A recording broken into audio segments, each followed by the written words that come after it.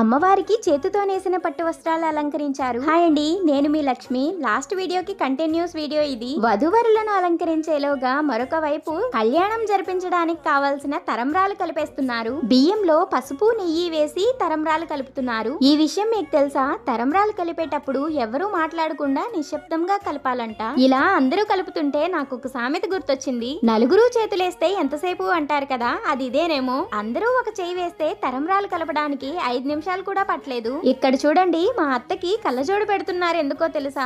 అమ్మవారికి అలంకరించే నల్ల పూసలు గుచ్చుతున్నారు. అమ్మవారికి అలంకరించే నల్ల పూసలు ఒక్కొక్కరు 11 లేదా 21 పూసలు గుచ్చుతున్నారు. కళ్యాణం కోసం తరంబ్రాల దగ్గర నుంచి అమ్మవారి చేతిలో పట్టుకునే కొబ్బరి బోండం వరకు అన్ని ఇలా పళ్ళాల్లో పెట్టి రెడీ చేశారు. అందంగా అలంకరించిన స్వామివారు అమ్మవార్లతో పాటు పూజా సామాగ్రి పళ్ళాలు కూడా తీసుకొని ఇంటి దగ్గర నుంచి గుడి దగ్గరికి స్టార్ట్ అయిపోయాము. ఇది మీకు తెలుసా? ఇంటి దగ్గర నుంచి బయలుదేరేటప్పుడు ఆడపిల్లలు పసుపు నీళ్లతో ఇలా వారు పోసిన తర్వాత బయలుదేరాలంట.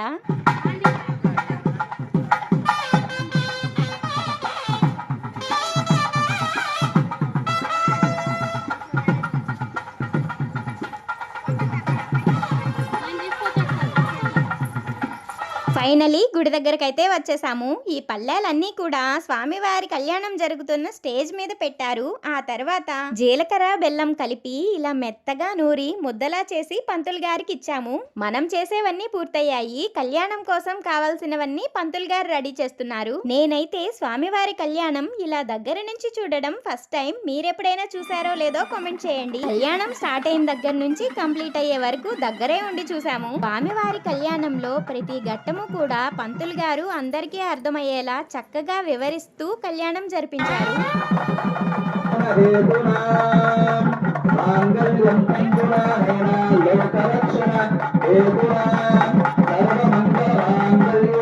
ఇప్పుడైతే స్వామివారికి తలంబ్రాలు పోస్తున్నారు. పీటల మీద కూర్చున్న మా అత్త మామయ్యల చేతే కాకుండా చూడడానికి వచ్చిన దంపతులందరి చేత కూడా స్వామివారికి తలంబ్రాలు పోయించారు. భద్రావతి సమేత భావనర్షి స్వామివారి కళ్యాణం అయితే పూర్తయింది. స్వామివారు మనందరినీ చల్లగా చూస్తారని కోరుకుంటున్నాను. వీడియో నచ్చితే లైక్ చేయండి. నెక్స్ట్ వీడియోస్ కోసం ఫాలో చేయండి. నెక్స్ట్ వీడియోలో కలుద్దాం. Bye bye.